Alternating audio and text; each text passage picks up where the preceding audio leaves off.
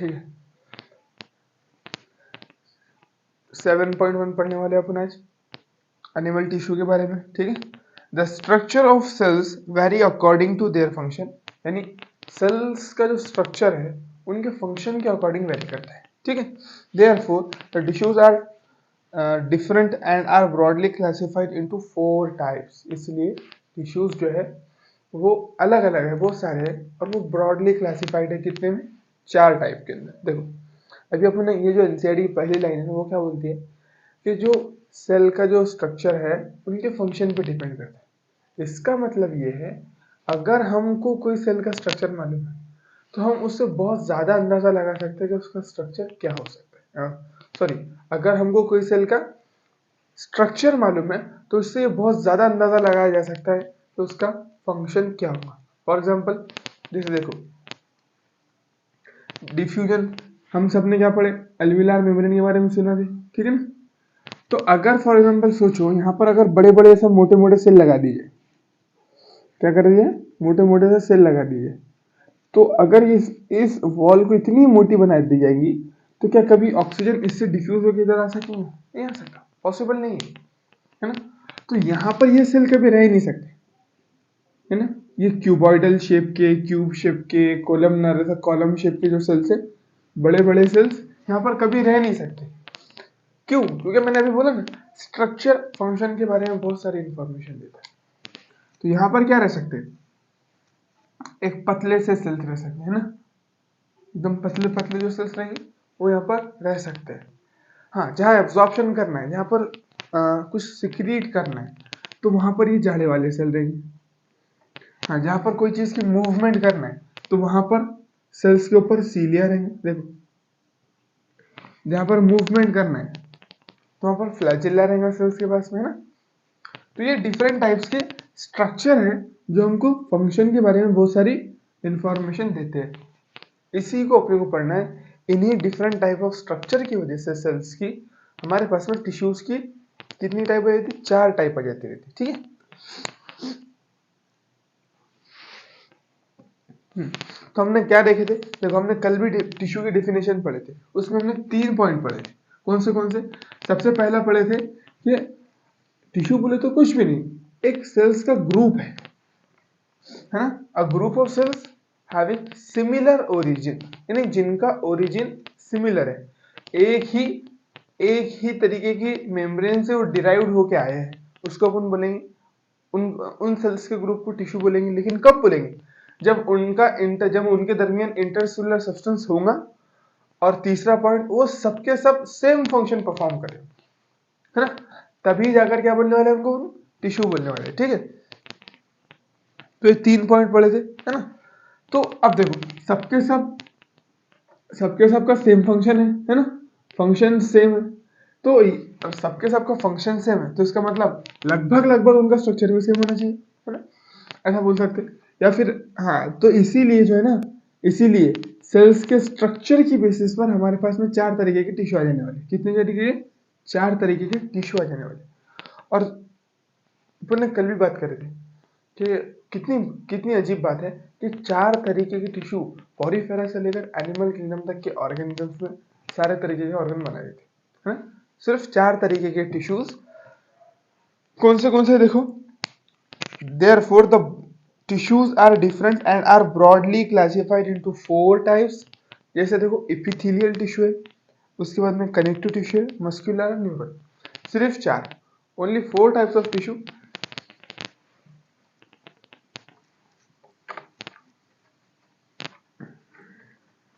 Make our whole body, है ना, सिर्फ 4 ही तरीके के टिश्यू मिलकर हमारी पूरी बॉडी बना देते हैं। तो देखो किस तरीके से अपन देख सकते हैं, देखो कुछ तो नाम में है जिनके बारे में बहुत सारी चीजें पढ़ चुके हैं। देखो जैसे फॉर एग्जांपल एपिथेलियल के बारे में अपन पढ़ने वाले भी, ठीक है ना। वैसा इपी का मतलब क्या होता है, इपी का मतलब होता है ऊपर, है ना। इपिथेलियल, थीलियल से रिलेटेड तुम मान सकते हैं स्किन से, कवरिंग से, इपिथेलियल, ठीक है। कनेक्टिव, कनेक्टिव के नाम में ही देखो, कनेक्टिव यानी जोड़ने वाला, जो एक दूसरी चीजों को जो जोड़ता है, दूसरी चीजों को जो जोड़ता है, उसे हम क्या बोलेंगे, कनेक्टिव। तीसरा मस्कुलर, यानी मसल के बारे में तुमने पढ़े, तो मसल क्या है, itself is a tissue, muscle itself is a tissue and neural, यानी नर्वस सिस्टम जितना कुछ है वो सारा एक टिश्यू है हमारा, ठीक है। तो चार, एक तो इपीथीलियल, इपी का मतलब ऊपर, थीलियल का मतलब कवरिंग ले सकते हैं, स्किन ले सकते हैं, इस तरीके से कुछ ले सकते हैं। जहाँ पर भी कवरिंग बनाना है, जहाँ पर भी कोई भी चीज़ को कवर करने के लिए कुछ बनाना है, पैकिंग करना है, उसके उसके वहाँ पर कौन आ जाएगा, इपीथीलियल टिश्यू आ जाएगा। कनेक्टिव टिश्यू, जहाँ पर भी जोड़ने का काम करना है डिफरेंट बॉडी पार्ट्स को और पूरी बॉडी को, फॉर एग्जांपल एक जगह से दूसरी जगह चीज़ें पहुँचाना है, तो वहाँ पर कनेक्टिव टिश्यू आ जाएगा। मस्कुलर टिश्यू, मूवमेंट, वो तो अपने को मसल्स के बारे में पूरा पढ़ चुके हैं अपन टॉपिक। उसके बाद में न्यूरल टिश्यू, न्यूरल टिश्यू यानी नर्वस सिस्टम, उसके बारे में भी अपन पूरा टॉपिक पढ़ चुके हैं, ठीक है। तो चार तरीके के टिश्यू, जिसमें से अपन सबसे पहले देखने वाले एपिथेलियल टिश्यू के बारे में। देखो, we commonly refers to epithelial tissue as epithelium. हम जो है ना बोलते हैं एपिथेलियल टिश्यू को कॉमनली एपिथेलियम बोलते हैं, प्लूरल एपिथेलिया, प्लूरल क्या है उसका, एपिथेलिया।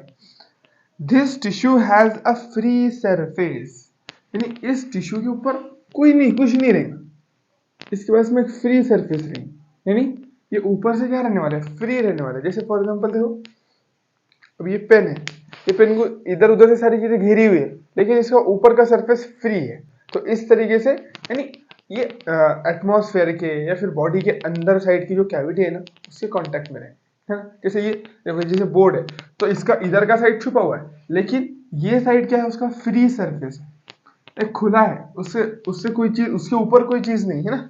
तो इस तरीके से बोलता, इसके ऊपर क्या रहेगा, this tissue has a free surface, तो इसका एक सरफेस क्या रहने वाला है, फ्री रहने वाला है, which faces either a body or the outside environment and thus provides a covering or a lining for some part of the body।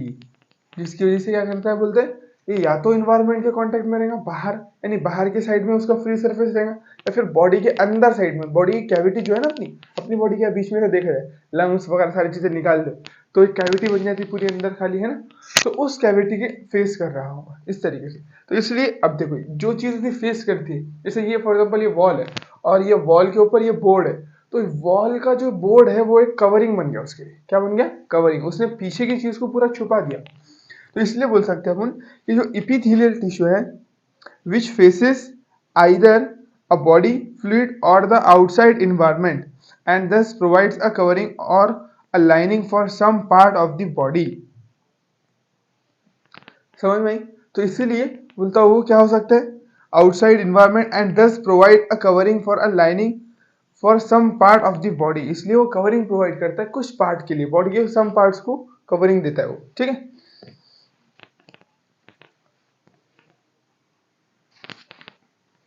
ठीक है, देखो क्या बोले अपन ने कि इपीथेलियल क्या करता है, कवरिंग प्रोवाइड करता है ना। इपीथेलियम का नाम ही, इपी बोले तो ऊपर, थीलियल बोले तो स्किन वगैरह कवरिंग, इस तरीके से ले सकते हो उसका मतलब। तो उसका फंक्शन तो एकदम क्लियर था, अपन ने पहले बोल दिए थे कि इपीथेलियल क्या करने वाला है, सम बॉडी पार्ट्स को कवरिंग प्रोवाइड करने वाला है। The cells are compactly packed with little intercellular matrix. इसमें जो सेल्स रहेंगे बोलते हैं वो बहुत ज्यादा कॉम्पैक्टली पैक्ड है, यानी फॉर एग्जाम्पल ये सेल है, ये सेल से ये सेल एकदम कॉम्पैक्टली पैक्ड ना, इनके बीच में स्पेस नहीं है, जगह नहीं है, खाली जगह, तो इसलिए इसको बोले तो कॉम्पैक्टली पैक्ड है। और इनके बीच में बहुत ही छोटा सा बहुत ही कम इंटरसेलुलर मैट्रिक्स है, इनका काम कवरिंग है ना। तो अगर ये बीच बीच में बड़े बड़े गड्ढे रख देंगे, फिर वो कवरिंग कम और लीकेज ज्यादा हो जाएगा ना, इसलिए ये सेल्स कॉम्पैक्टली पैक है और इनके बीच में बहुत ही कम जो है वो इंटरसेलुलर सब्सटेंस, फॉर एग्जांपल ये है जो टिश्यू है यहाँ, तो बहुत कम इंटरसेलुलर सब्सटेंस है उनके बीच में, ठीक है। तो बोला कि the cells are compactly packed with very little intercellular matrix. There are two types of epithelial tissues, namely simple epithelium and compound epithelium. और देखो दो तरीके के हमारे पास में एपिथेलियल टिश्यू है, कौन से, सिंपल एपिथेलियम और कंपाउंड एपिथेलियम।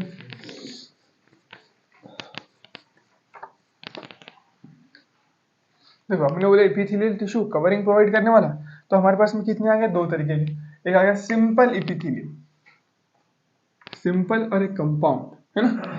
तो सिंपल एपिथेलियम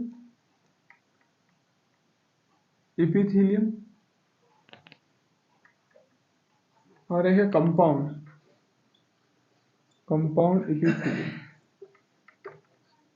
ठीक है, चलिए अब देखो उसके बाद में, अब देखो कंपाउंड इपिथेलियम और सिंपल इपिथेलियम में क्या बेसिक फर्क है। सिंपल इपिथेलियम यानी जो सिंगल लेयर से बना है ना, चाहे किसी भी शेप का हो लेकिन बना हुआ हो सिंगल लेयर से, मेड अप ऑफ, ऐसा बोल सकते अपन, मेड अप ऑफ, हाँ, made up of single layer, single layer. और ये क्या रहेंगे, इसके अपोजिट है ना, made up of multiple layer. तो ये मल्टी लेयर है, मल्टी लेयर, बस यही फर्क है दोनों में। सिंपल एपिथेलियम यानी made up of single layer, compound epithelium यानी made up of multi layer. ठीक है, मल्टीपल लेयर है, मल्टी लेयर। ठीक है, चलो, तो simple epithelium and compound epithelium. Simple epithelium is composed of single layer of cells and function as a lining for body cavity. अब देखो, अगर ये सिंगल लेयर से बना हुआ है तो क्या करने वाला है, वैसा एपिथेलियम का तो काम ही अपन ने क्या बोले, बॉडी को कवर करना, कवरिंग प्रोवाइड करना है ना। तो बोलता है सिर्फ इसमें इन दोनों में फर्क क्या है, ये एक ही लेयर से बने हुए और बॉडी को कवरिंग प्रोवाइड करता है। Simple epithelium is compose of single layers of cells and function as a lining for body cavity, body को ढकने का काम करता है। सिंपल। डक्ट्स, तो बॉडी कैविटी बनाता है, डक्ट वगैरह बनाता है ना, जब सिंगल लेयर से बने हुए ज्यादा मोटा नहीं है तो डक्ट बना सकता है, डक्ट बना सकता है, ट्यूब्स बना सकता है, जैसे अपन ने अल्वियुलर ट्यूब्स, अल्वियुलर डक्ट देखे थे है ना, फॉर एग्जांपल। और उसके बाद में उसके बाद देखो, the compound epithelium consist of two or more layer cell layers and has protective function as it at as it, क्या है उसके अंदर, देखो इसमें मीडिया है, हाँ, at as it does in our skin, हमें इसमें मिट गया थोड़ा, हाँ, एज इट यानी देखो कंपाउंड इपिथेलियम मल्टीपल लेयर का है ना, तो उसका मेजर फंक्शन ही प्रोटेक्शन है। देखो इसका अगर फंक्शन लिखो ना, तो इसका सिर्फ और सिर्फ फंक्शन प्रोटेक्शन है। क्या नाम है, क्या काम है इसका, प्रोटेक्शन। मेन प्राइमरी फंक्शन जो है इसका प्रोटेक्शन है, ये याद रखना। कंपाउंड का नाम आते से ही देखो कुछ ही ज्यादा कुछ करने वाला नहीं, जैसे फॉर एग्जांपल ये डक्ट वगैरह बना ले रहा और उसके बाद में कुछ लाइनिंग डिफ्यूजन के अंदर मदद कर लेगा, एब्जॉर्प्शन में, सिक्रीशन में, इस तरीके से भी कर सकता है। लेकिन ये ऐसा कुछ भी नहीं करने वाला, ये कुछ मल्टीपल लेयर से बना होने की वजह से सिर्फ और सिर्फ प्रोटेक्शन प्रोवाइड कर सकता है। क्या कर सकता है बोलो, सिर्फ और सिर्फ प्रोटेक्शन प्रोवाइड कर सकता है। ठीक है, चलो, तो ये मल्टीपल लेयर बोल दिया अपन ने और प्रोटेक्शन प्रोवाइड करता बोल दिया इसको। और इसको क्या बोल दिया, सिंपल लेयर, इसका फंक्शन सिंगल लेयर है। और फंक्शन की बात करें इसकी, तो ये भी लाइनिंग बॉडी, बॉडी को कवर कर रहा है, लाइनिंग बॉडी। साथ ही साथ क्या लिख सकते हैं अपन, duct formation, duct and tube formation, tube formation. ठीक है, चलो, आया समझ में आता क्या। On the other hand, on the on the basis structural modification of cells, simple epithelium is further divided, simple epithelium is further divided into three types। यानी अब देखो अपन ने ये डिवीजन पढ़ लिया ना, सिंपल का, सिंपल मतलब है एक लेयर, कंपाउंड का, कंपाउंड का भी सिंपल मतलब है मल्टीपल लेयर, इसका फंक्शन मेन प्रोडक्शन है, इसका क्या लाइनिंग ऑफ द बॉडी है और डक्ट फॉर्मेशन, ट्यूब फॉर्मेशन है ना। अब थोड़ा इसके अंदर जाकर इसको और इलेबोरेट करके पढ़ते, सिंपल को देखो, क्योंकि अपन अगर पढ़ लेंगे जैसे सिंपल है, अपन ने लेयर बात करे कि एक लेयर रहने वाली, लेकिन कौन से सेल की रहने वाली है बोले नहीं अपन, तो डिफरेंट डिफरेंट टाइप के हमारे पास सेल्स है, उन सेल्स की लेयर देख लेंगे और वैसे दो तीन लेयर जुड़ा कर ये बन जाने वाले, तो इसका फर्दर कोई टाइप नहीं आने वाला, इसके और दो तीन तरीके के हमको इसको पढ़ना है। ठीक है, तो अपन एपिथेलियम बोले, एपिथेलियम में दो टाइप बोले अपन ने, कंपाउंड और सिंपल। सिंपल की फर्दर टाइप्स है, कंपाउंड की कोई दूसरी टाइप नहीं है, बस सिंपल जिस लेयर बना रहे ना वो एक दो लेयर को ऊपर रख देंगे तो वो कंपाउंड बन जाएगा, simple.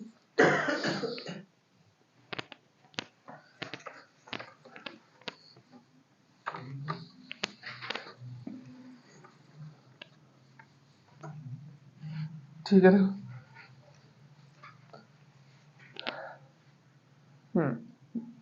Simple epithelium is further divided into three types. Simple epithelium is further divided into three types. कौन से देखो, सबसे पहले स्क्वामस epithelium, उसके बाद में क्यूबॉइडल और एक है कोलमनार epithelium और कोलमनार epithelium, ठीक है। चलो, स्क्वामस, क्यूबॉइडल और कोलमनार। देखो इनके तो नाम में दिखा है, क्यूबॉइडल यानी क्यूब शेप का सिंपल, कॉलमनार यानी कॉलम शेप का लंबा, है ना। बस कॉलम शेप, जैसे कॉलम रहता तो कॉलम ऐसा प्लेन में नहीं रहता ना, 2D में नहीं रहता ना, 3D में रहता ना, कुछ इस तरीके से। देखो कुछ इस तरीके से 3D में रहने वाला है ना कॉलम, ऐसा रहेगा ना कॉलम अपना, ठीक है ना। ठीक है, चलो ये कॉलमनार शेप का, ये क्यूब शेप, क्यूब देखे ना, इस तरीके से क्यूब शेप रहने वाले हैं, ठीक है। और ये स्क्वामस यानी एकदम चपटा रहने, जैसे फॉर एग्जाम्पल ये प्लेन में रहने वाले है ना, एकदम, हाँ झिल्ली जैसा, फिर पेपर के जैसा रहने वाला है। और ये क्यूबॉइडल क्यूब शेप में, और ये कॉलमनार कॉलम शेप में रहने वाले, लंबे लंबे, ठीक है। चलो अब इनके बारे में थोड़ा और डिटेल में देखते हैं। और ये एकदम चपटा रहने वाला है, पतली झिल्ली के जैसे, ठीक है। देखो स्क्वामस, क्यूबॉइडल और columnar. The squamous epithelium is made up of single thin layer of flattened यानी चपटे, है ना, flattened sales with irregular boundaries. अब देखो ये प्रॉपर बाउंड्री है ना, एक क्यूब शेप है और ये, इसकी कोई बाउंड्री नहीं, हो सकता है ऐसा हो जाए, फिर ये हो सकता है फिर इस तरीके से कोई कुछ भी हो जाए, तो इररेगुलर बाउंड्री है, कोई प्रॉपर बाउंड्री नहीं है, बस ऐसा एकदम चपटे सेल से, और ऐसा प्रॉपर ऐसा कट में जैसा पेज रहता है अपना, तो पेज क्या रहता है, हाँ 2D तो है लेकिन एक प्रॉपर शेप है ना, रेक्टेंगुलर शेप, ऐसा इसका कोई शेप नहीं है, ये इररेगुलर बाउंड्री है, ये याद रखना है सिंपल। तो 2D तो है, साथ साथ इररेगुलर बाउंड्री, चपटा होने के साथ साथ इसकी बाउंड्रीज वेल डिफाइंड नहीं है, वो कैसे भी बाउंड्री में कोई शेप नहीं, बस इतना याद रखो, चपटे और एकदम पतले सेल्स, खत्म बात, ठीक है। तो थिन लेयर एकदम पतली लेयर ऑफ फ्लैटेंड चपटे सेल्स विथ इररेगुलर बाउंड्रीज, यानी बाउंड्रीज रेगुलर नहीं है। They are found in the walls of blood vessels. अब ये कहाँ मिलते हैं, अब देखो जैसे इनका स्ट्रक्चर है उससे तुम अंदाजा लगा सकते कि ये कोई बहुत, यानी वहां पर रहना है कि जहां पर हमको पतली लेयर की जरूरत है। जैसे फॉर एग्जांपल कहां पर अपने को पतली लेयर की जरूरत है, हार्ट में नहीं, हार्ट में तो हार्ट की तो पूरी मसल ही अलग से बनी है अपनी, तो हार्ट में, यानी जहां पर डिफ्यूजन करना है, गैसियस एक्सचेंज करना है, हाँ अल्वियोलाई के अंदर। क्यों, क्योंकि अल्वियोलाई में अगर तुम मोटी सी लेयर लगा देंगे तो कभी एक्सचेंज हो पाएगा, नहीं हो पाएगा, है ना। छन्नी तुम इतनी मोटी कर देंगे, छन्नी की जगह पर तुम ये मोटा कोई वो लगा देंगे, पत्थर लगा देंगे, तो पानी कभी छन पाएगा, नहीं छन पाएगा। छन्नी बोलने के बाद में उसमें तो बारीक बारीक सुराख होना चाहिए, नहीं, छन्नी तो अपनी चलो सुराख वाली रहती, लेकिन यहाँ पर सुराख की जरूरत नहीं है, लेकिन कम से कम अपने को एकदम पतली लेयर की जरूरत है ताकि डिफ्यूजन हो पाए। तो उस तरीके से ये रहने वाले हैं। अब इन दोनों का जो फंक्शन है ना, इन दोनों का सेम फंक्शन याद रख लेना, सिक्रीशन एंड एब्जॉर्प्शन। हाँ इनका ये कॉमन फंक्शन है, देखो यहाँ पर लिखता मैं कॉमन फंक्शन, ठीक है, या ऐसा करके लिखता, ठीक है, सिक्रीशन एंड एब्जॉर्प्शन, ये दोनों का कॉमन फंक्शन है, बहुत इंपॉर्टेंट याद रखना। जब ये दोनों भी आ गए, इनका फंक्शन पूछा तो सिक्रीट कर सकते, देखो ये बड़े सेल है ना महाशय इनके पास, तो ग्लैंड जैसे दिख रहे हैं ना, कुछ ग्लैंड जैसे, हाँ दोनों कर सकते हैं, सिक्रीशन एब्जॉर्प्शन दोनों भी। ये क्यूबॉइडल शेप है तो ये भी क्या कर सकता है, कुछ सिक्रीट करता है, कुछ एब्जॉर्ब कर सकता है, और ये भी क्या कर सकता है, सिक्रीट और एब्जॉर्ब कर सकता है। यानी ऐसी जगह जैसे फॉर एग्जांपल डाइजेस्टिव ट्रैक है अपना, तो डाइजेस्टिव ट्रैक के अंदर सिक्रीशन एब्जॉर्प्शन की हमको दोनों की जरूरत है ना, कुछ एंजाइम्स वगैरह सिक्रीट करना पड़ती है ना, और फूड को एब्जॉर्ब करना पड़ता, तो उस जगह मिल जाएंगे। जैसे अपना जो ये यूरिनोजेनिटल ट्रैक है, जैसे फॉर एग्जांपल एक्सक्रीशन के अंदर देखे अपन ने, तो वहां पर ये क्यूबॉइडल सेल्स मिल जाएंगे। अभी कहाँ मिलते हैं वो देखने वाले, पहले फंक्शन देखो। फंक्शन में ये जनरली बाउंड्री बनाने का काम करें, क्या करेंगे बोलो, एकदम पतली सी लेयर बनाने का काम करें। और ये क्या करेगा, इसका एक ही फंक्शन है, सिक्रीशन एंड एब्जॉर्प्शन। देखो पढ़ते हैं NCERT. They are found in walls of the blood vessels and air sac of lungs, यानी alveoli. Air sac of lung क्या रहती है, अल्विलाई रहती है ना। तो boundaries of the blood vessels, अब देखो ब्लड वेसल में भी यही है, अब तुमको याद आ रहा हूँ, अपन ने पढ़े थे एंडोथीलियम, पढ़े थे? हाँ, endothelium of blood capillary, epithelium of, हाँ, squamous epithelium of alveoli, endothelium of blood capillary. तो वो जो दोनों भी थे, क्योंकि देखो अगर ब्लड की वॉल मोटी हो जाएंगी तो ब्लड के बाहर ऑक्सीजन आ पाएगा क्या? वॉल के बाहर ऑक्सीजन आ पाएगा क्या? नहीं, है ना? तो अपन बोल सकते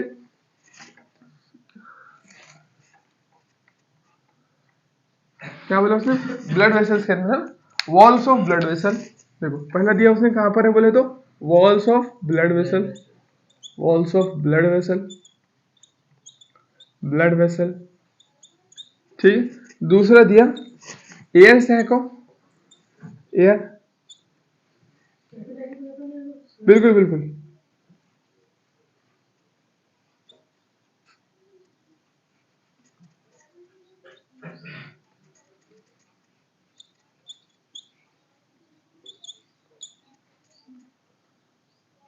एल्वियोलाई। चलो एयर सैक ऑफ अल्वियोलाई बोल दिया उसने, एयर सैक ऑफ अल्वियोलाई, ठीक है। देखो वॉल्स ऑफ ब्लड वेसल और एयर सैक ऑफ अल्वियोलाई, अब यहाँ पर ही क्यों रहता है? देखो अभी इसको थोड़ी देर मिटा देते, समझ में आ गया नहीं सिक्रेशन एब्जॉर्प्शन वाला। अब देखो फॉर एग्जांपल, देखो तुमको इससे याद रह जाएगा, है ना? देखो ये अपन ने अल्वियोलाई बनाए और नीचे ये ब्लड वेसल बना दिए, ये डायग्राम अपन उसमें पढ़ चुके टाइम में ब्रीदिंग के अंदर, है ना? तो देखो अगर ये वॉल मोटी हो जाए, अगर ये ब्लड वेसल की वॉल अगर मोटी हो जाए, अपन कोलमनर सेल्स की बना दे इसको एकदम मोटी मोटी, तो क्या कभी यहाँ से ऑक्सीजन बाहर निकल पाएंगे? नहीं निकल पाएंगे, है ना? तो इसका एकदम पतला होना जरूरी है, बहुत ही चपटा और एकदम पतला होना जरूरी है। अगर ये एकदम पतले पतले सेल से बनी हुई रहेंगी, यानी हमारे स्क्वैमस एपिथेलियम से बनी हुई रहेंगी, तो आसानी से यहाँ से ऑक्सीजन निकल सकती है, ठीक है। और ये भी अगर एकदम पतले सेल से बनेगी तो आसानी से ऑक्सीजन यहाँ पर एंटर कर सकती है। तो इसीलिए देखो इसे याद रहेगा, यहाँ पर और यहाँ पर दोनों जगह पर तुमको याद रखना है कौन से सेल है अपने, स्क्वैमस एपिथेलियम ही है, नाम अलग अलग, बस इसको बोलेंगे अपन एपिथेलियम ऑफ अल्वियोलाई। लेकिन ये ब्लड कैपिलरी की बात करते हैं ना, तो वहां पर अपन एंडोथेलियम यूज करते हैं। वर्ड क्या यूज करते हो? एंडोथेलियम। है थीलियम ही है वो, स्क्वैमस एपिथेलियम ही, लेकिन वहां पर क्या वर्ड यूज करते हैं? Endothelium of blood capillary. तो याद रखना है कि वॉल्स ऑफ ब्लड वेसल्स और एयर सैक ऑफ अल्वियोलाई, यानी ये अपना एयर सैक ऑफ अल्वियोलाई ये। तो ये अल्वियोलाई के अंदर और ब्लड कैपिलरी के अंदर जो लेयर्स बनी हुई रहती है वो कौन से सेल्स की रहती है? स्क्वैमस एपिथेलियम की।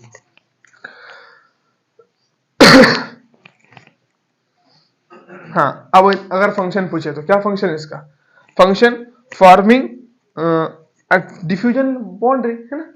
गैस के बाहर निकलने के लिए एक बाउंड्री बनाती है, सिंपल। तो एक ऐसी लेयर है जिससे गैसेस बाहर निकल सकती है ना, यहाँ से देखो, यहाँ से ऑक्सीजन निकल के यहाँ जा सकती है, यहाँ से निकल कर यहाँ पर आ सकती है, दोनों जगह मूवमेंट कर सकती है।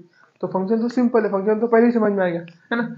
एकदम पतली लेयर बनाएंगे जिससे गैसेस क्या हो सके, बाहर आ सके, एक्सचेंज हो सके। तो ये दो दो जो वो है उसके क्या बोलेंगे उसको, रीजन जहां पर वो रहने वाला है, ये क्लियर हो गया, याद भी रह जाएंगे इससे डायग्राम से। तो बाजू में डायग्राम बनाकर एनसीईआरटी में बना लिया डायग्राम, तो उससे ये दोनों है कि फिट हो जाते हैं दिमाग के अंदर, ठीक है।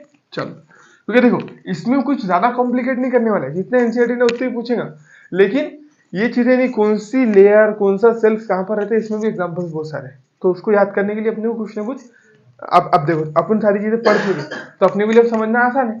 अगर ये नहीं पढ़ते अपन, मैं बोलता ये अल्वियोलाई है यहाँ पर रहता, तो मुझे क्या अल्वियोलाई है और क्या ये ऐसा मसला है। चल तो थोड़ा बहुत वो भी रिवाइज हो रहा और साथ साथ ये तो अपना चल ही रहा। तो अपन ये बोल दिया walls of blood vessel, air sac of alveoli. Function पूछे तो डिफ्यूजन क्या बनाता है? बाउंड्री बनाता है, डिफ्यूजन के लिए बाउंड्री बनाता है, सिंपल।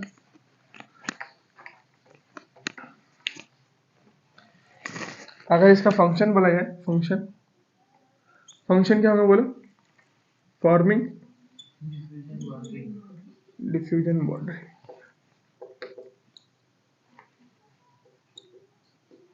डिफ्यूजन बाउंड्री,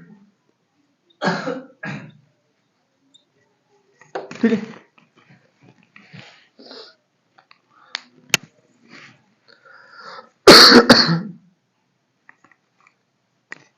अब देखो the cuboidal epithelium is composed of single layer of cube like, नाम में ही है ना क्यूबॉइडल, तो देखना क्या है, cube like cells this is commonly found in duct of glands.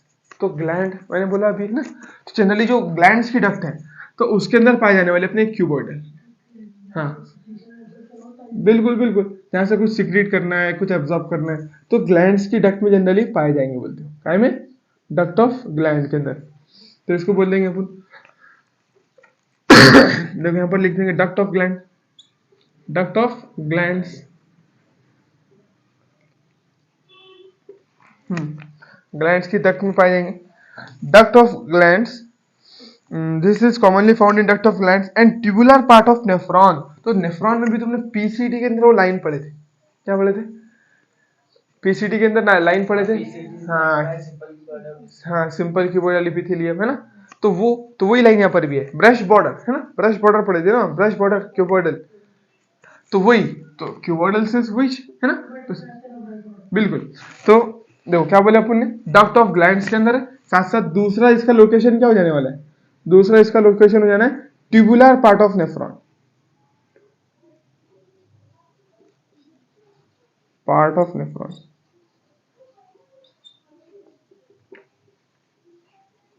ठीक है चलो, तो दो इसके भी लोकेशन देख लिए अपन ने, ये क्या है इसकी लोकेशन है ना, डक्ट ऑफ ग्लैंड्स में और ट्यूबुलर पार्ट ऑफ नेफ्रॉन बोले तो क्या है इसकी लोकेशन है। This is commonly found in duct of glands and tubular part of nephron in kidney and its main function are secretion and absorption. वो तो पहले ही बोल चुके अपन, मेन फंक्शन सिक्रीशन एब्जॉर्प्शन दोनों का कॉमन। तो लोकेशन इनके अच्छे से याद रखना है, duct of glands and tubular part of nephron. ठीक है चलो, अब देखो the secretion and absorption, the epithelium of proximal convoluted tubule PCT of nephron in the kidney has microvilli। उसके ऊपर क्या रहती है बोलते, माइक्रोविलाई भी रहती। देखो सीलिया नहीं रहता, सीलिया एक अलग चीज है, माइक्रोविलाई एक अलग चीज है। माइक्रोविलाई किस लिए, देखो सीलिया जो रहता है ना अपना सीलिया, हाँ ये ऐसा स्ट्रक्चर है, बाहर से रहता है, और उसका काम क्या है, सब्सटेंस को मूव करना है ना, वो सरफेस एरिया नहीं बढ़ाता सीलिया। लेकिन माइक्रोविलाई क्या है, माइक्रोविलाई कुछ इस तरीके से रहती है, ये सरफेस एरिया बढ़ाने का काम करते हैं, एब्जॉर्प्शन करना है, सिक्रीशन करना है, तो तब ये आते हैं। ये एब्जॉर्प्शन सिक्रीशन में काम नहीं करेंगे, ये पार्टिकल्स की मूवमेंट में, जैसे फॉर एग्जांपल ट्रैकिया में है, म्यूकस की मूवमेंट कराना है, फैलोपियन ट्यूब में ओवर की मूवमेंट कराना है, तो वहां पर रहने वाला है अपना सीलिया। लेकिन अगर एब्जॉर्प्शन करना है, सिक्रीशन जैसे स्टमक में, इंटेस्टाइन में, हाँ पीसीटी के अंदर, तो फिर इसकी जरूरत पड़ने वाली। जैसे अपन ने अभी बोला ना मैंने कि ब्रश बॉर्डर थे, वो क्यूबॉइडल तो थे, साथ साथ क्या है ब्रश बॉर्डर है। एक मरतबा देखो लाइन क्या बोलती है एनसीईआरटी। तो यहाँ पर अपना ये छोटी छोटी लाइनों का रिवीजन भी होना बहुत जरूरी, ताकि वो अपने दिमाग में एकदम फिट हो जाए। निकालो एक्सप्रेशन, देखो क्या बोलती है एनसीईआरटी की लाइन। हाँ PCT is line by simple cuboidal. अब सिंपल तो बोलने की जरूरत ही नहीं थी, क्यूबॉइडल बोल ही दिया, तो फिर कंफ्यूजन रहता ना कभी, कंपाउंड तो नहीं, सिंगल लेयर है, बनी हुई सिंगल लेयर से, लेकिन वो क्यूब शेप की लेयर, किस तरीके की, क्यूब शेप की। तो PCT is line by simple cuboidal brush border, साथ साथ क्या है, लेकिन सिंपल क्यूबॉइडल होने के बाद में कोई माइक्रोविलाई नहीं है उसके, सॉरी कोई सीलिया फ्लैजेल, सीलिया नहीं है, लेकिन ब्रश बॉर्डर अपीयरेंस है। क्यों, ताकि एब्जॉर्प्शन के लिए सरफेस एरिया बढ़ जाए। अपन बोलते हैं ना कि भाई कैपिलरी में से, ग्लोमेरुलस में से पूरा ब्लड आ गया बाहर, सॉरी पूरा जितना था ब्लड में से सारी चीजें बाहर आ गई, और पीसीटी से मैक्सिमम एब्जॉर्ब भी होगी। तो एब्जॉर्प्शन करने के लिए उसे ना सरफेस एरिया भी तो चाहिए ना, छोटा सा पार्ट है, उससे मैक्सिमम चीजें एब्जॉर्ब कर लेना है, तो उसके लिए क्या चाहिए अपने को, बोलो सरफेस एरिया। इसीलिए इसका ब्रश बॉर्डर अपीयरेंस है, ताकि सरफेस एरिया अपने को मैक्सिमम से मैक्सिमम मिल सके। ये याद रखना, कंफ्यूज नहीं होना इसमें, सीलिया और ब्रश बॉर्डर बोले तो अलग अलग है। ब्रश बॉर्डर का मतलब माइक्रोविलाई, हाँ हाँ बिल्कुल। तो माइक्रोविलाई, माइक्रोविलाई सेम हो सकता है, माइक्रोविलाई बोले देखो ये विलाई बनाए अपन ने, इसके ऊपर और अगर बना दे, और अगर हमको सरफेस एरिया बढ़ाना है तो इस तरीके से बना सकते हैं ऐसा। हाँ ब्रश बॉर्डर और माइक्रोविलाई सेम सेम मान सकते हैं। माइक्रोविलाई के अगर अपन अपीयरेंस देखें तो ब्रश जैसे दिखती है अपने को, इसलिए उसको अपन ब्रश बॉर्डर बोलते हैं, समझे। तो माइक्रोविलाई स्ट्रक्चर को बोलते हैं, और उसका अपीयरेंस देखने में कैसे दिखती है, ब्रश जैसी। तो वो दोनों सेम चीज है, लेकिन सीलिया और ब्रश, ये जो माइक्रोविलाई है, उन दोनों के अंदर डिफरेंस है, समझे ना। तो इसने क्या बोला, line by simple cuboidal brush border, यानी ब्रश बॉर्डर क्यों है, ब्रश बॉर्डर का मतलब ये कि दिखने में ब्रश जैसा अपीयरेंस है, यानी उसके ऊपर जैसे दाने दाने इस तरीके है ना, तो है एक्चुअल में क्या है, माइक्रोविलाई है ना। चलो, The epithelium of proximal convoluted tubule PCT of nephron in the kidney has microvilli है ना, तो क्या है उसके ऊपर माइक्रोविलाई होने की वजह से उसका ब्रश बॉर्डर अपीयरेंस। चलो, The columnar epithelium is composed of single layer of tall and cylindrical cells। तो ये बात समझ में आ गई। तो अपन ने बोल दिया कि भाई, और देखो यहाँ पर और रिवाइज करा दिया उसने।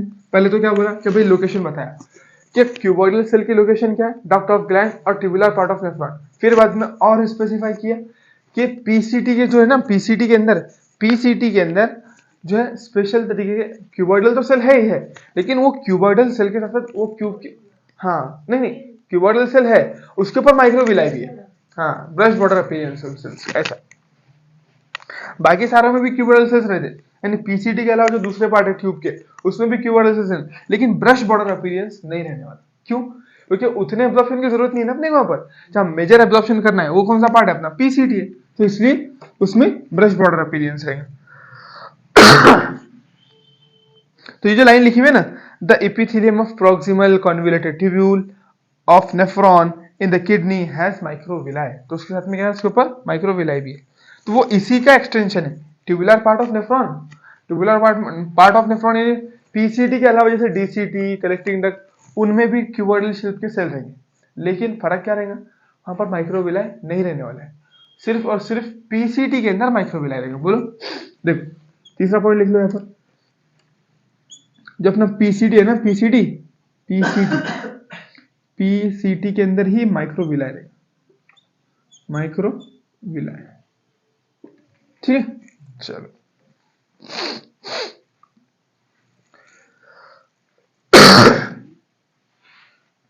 they are found in the lining. The columnar epithelium is composed of single layer of tall and cylindrical cell। अब देखो ये कैसे रहने वाले हैं, कोलमनर जो थे ना अपने कोलमनर सेल्स, कोलमनर एपिथेलियम, अब ये कैसे रहने वाले, टॉल और सिलेंड्रिकल। सिलेंड्रिकल यानी क्या होता है, फॉर एग्जांपल ये पेन, तो हाँ पेन क्या है, एक सिलेंडर शेप का है, तो इस तरीके के शेप के सेल्स रहेंगे। चलो, टॉल एंड सिलेंड्रिकल, तो ये कॉलम जैसे बनते दिख रहा है ना, कुछ बहुत सारे कॉलम देखे होंगे तुमने, गोल रहते करके, है ना, तो उस तरीके का दिख रहा है, तो बस ये क्या हुआ, कॉलमनर सेल हो गया। तो they are composed of single layer of tall and cylindrical. देखो टॉल और सिलेंड्रिकल याद रखना है, टॉल और सिलेंड्रिकल, वो तुमको कुछ भी दे सकता है इसके बजाय, टॉल और सिलेंड्रिकल, है ना, लाया दे सकता है, या फिर बोल सकता है कि भाई कोई रेक्टेंगुलर शेप वगैरह, इस तरीके से कुछ भी दे सकता हूँ। Columnar epithelium is composed of single layer of tall and cylindrical cell। ठीक है, चलो ये दो पॉइंट याद रखेंगे, टॉल और सिलेंड्रिकल। उसके बारे में देखो, उसके बाद में their nuclei are located at the base. तो हर सेल में न्यूक्लियस तो रहता है, जैसे क्यूबॉइडल है और ये फ्लैट सेल है, उनमें सेंटर में न्यूक्लियस है, देखो डायग्राम में भी तुमको दिखाई दे रहा हूँ। लेकिन ये जो कोलमनर सेल्स है ना, इनके बेस में, या तो ये वाले साइड में या फिर ऊपर के साइड में, इनके बीच में नहीं है न्यूक्लियस। देखने दिख रहा है तुमको डायग्राम में, देखो जो सी वाला डायग्राम है वो कोलमनर का है, तो सी में देखो या तो जनरली बेस में या फिर ऊपर है, इस तरीके से। तो अपन बोल सकते अपने को तो बेस में ही मान के चलना है, यानी एकदम नीचे उसका न्यूक्लियस है करके, ठीक है ना। तो columnar cells their nuclei are located at the base, free surface में हैव माइक्रोविलाई। फ्री सरफेस पे माइक्रोविलाई हो भी सकता है, नहीं भी, जैसे यहाँ पर हो भी सकता था, नहीं भी हो सकता था। कहां पर है, पीसीटी के अंदर है ना। तो यहां पर भी माइक्रोविलाई हो भी सकता है और नहीं भी हो सकता है ना। चलो, तो यहां पर बोल दिया अपन ने कि भाई कुछ सेल्स ऐसे होंगे जिसके ऊपर माइक्रोविलाई नहीं है, और कुछ कैसे होंगे जिसके ऊपर माइक्रोविलाई है ना, यानी इनका सरफेस ऐसा ना हो गया, ऐसा होने वाला है। अपन ये विलाई बना रहे हैं, इसके ऊपर और रहेंगे तो वो माइक्रोविलाई बनेंगे, ठीक है ना। और हम देखो ऐसा कुछ इस तरीके से,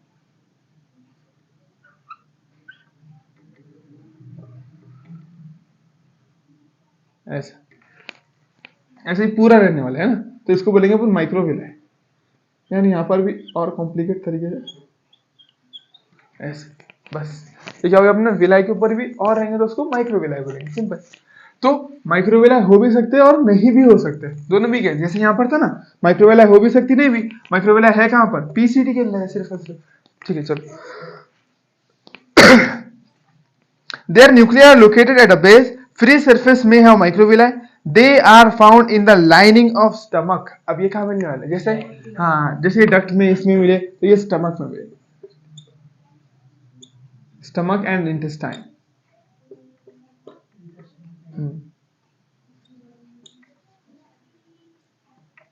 ठीक है चलो। Found in stomach and intestine and help in secretion and absorption. Function तो सेम ही था, बोला पहले, सिक्रीशन एब्जॉर्प्शन, है ना। इफ द कोलमनर और क्यूबॉइडल सेल्स बियर सी, अब देखो ये एक अलग पॉइंट आया है ना। अब इनका काम हो गया, देखो अपन इसको पढ़ लिए, इसको पढ़ लिए कि भाई देखो ये क्या रहेंगे, डक्ट ऑफ द ग्लैंड और ये tubular part of nephron. Special बात कर दिया पीसीडी के बारे में, उसके पास में माइक्रोविलाई रहती है। अब यहाँ पर बात किया कि कोलमनर सेल्स टॉल सिलेंड्रिकल हो सकते हैं, साथ साथ उनका जो न्यूक्लियस है वो बेस पे रहेगा, उनके ऊपर माइक्रोविलाई हो भी सकता है, नहीं भी हो सकता है, और पाए का जाने वाले स्टमक और इंटेस्टाइन में पाया जाएगा। तो इंटेस्टाइन के अंदर देखो माइक्रोविलाई दिखता है अपने सेल्स के ऊपर, स्टमक में भी दिखता है ना। लेकिन वहीं दूसरे रीजन के अंदर कभी कभी हो भी सकता है, नहीं भी हो सकता है। जैसे स्टमक में विलाय तो दिखता है लेकिन माइक्रो विलाय नहीं दिखता, इंटेस्टाइन में माइक्रो विलाय दिखता है। स्टमक पे जो विलाय रहता है उसको अपन रियुगे बोलते हैं, क्या बोलते हैं उसको, रियुगे बोलते हैं। यानी जहां पर भी ज्यादा सरफेस एरिया की या फिर ज्यादा एब्जॉर्प्शन की जरूरत है वहां पर अपन माइक्रो विलाय रख देने वाले, सिंपल। चलो, सिक्रीशन एब्जॉर्प्शन मेन फंक्शन है। अब बात क्या कर रहे हैं कि ये जो दो सेल्स है कोलमनर और क्यूबॉइडल, इन पर कभी कभी जो है ना ये भी हो सकता है, क्या सीलिया भी हो सकता है बोलता। माइक्रोविला एक अलग चीज, सीलिया एक अलग चीज है, ठीक है ना। तो इनके ऊपर कभी कभी क्या हो सकता है, सीलिया भी हो सकता है, सीलिया, समझ में आई ना बात। तो इनके ऊपर क्या हो सकता है, सीलिया भी हो सकता है बोलता, ठीक है। They are found in the lining of stomach. If the columnar or cuboidal cells bear cilia on their free surface, they are called ciliated. तो आप इनको क्या बोलने वाले हैं, इसको बोलेंगे ciliated cuboidal, इसको बोलेंगे ciliated columnar, simple. ciliated epithelium, their function is, अब इनका फंक्शन समझ में आता ना, सीलिया है, सीलिया क्या करने वाला है, मूवमेंट कराने वाला है, सिंपल। तो their function is to move particles or mucus in the specific direction over the epithelium. They are mainly present, अब इनका लोकेशन यानी सीलिएटेड एपिथेलियम कहाँ होंगे, दोनों हो सकते हो, ये भी हो सकता है ये भी हो सकता है। अब कहाँ होंगे, जहां पर अपने को कोई, हाँ बिल्कुल, यानी म्यूकस है ट्रैकिया, ट्रैकिया के अंदर। और ओवा के मूवमेंट के लिए अपने भी देखी हुई थी इससे पहले, फैलोपियन ट्यूब, बस। तो they are mainly present in the inner surface of hollow organ, यानी जो हॉलो ऑर्गन रहते हैं, खाली ऑर्गन, जैसे ट्रैकिया खाली है ना, इसके अंदर कुछ है थोड़ी। तो hollow organs like bronchi, bronchioles, तो यहाँ पर उसने ब्रोंक्यूल्स बोला है, ट्रैकिया के और अंदर वाला part bronchioles, and fallopian tubes. तो सिंपल बोल सकते हैं कि भाई सीलिएटेड एपिथेलियम का क्या क्या लोकेशन है, ब्रोंक्यूल्स। तो बोलो देखो यहाँ पर लिख देंगे, ये दोनों का कॉमन ही है ना, तो ये दोनों के ऊपर अगर सीलिया रहा तो उसको क्या बोलते हैं, सीलिएटेड, सीलिएटेड एपिथेलियम बोलते हैं, ठीक है। एपिथेलियम, उसका लोकेशन की बात करें, उसके लोकेशन की, तो क्या हो जाने वाला है बोलो, ब्रोंक्यूल्स, ब्रोंकाई भी है, लाइक ब्रोंक्यूल्स, हाँ bronchioles and fallopian tube, fallopian tube,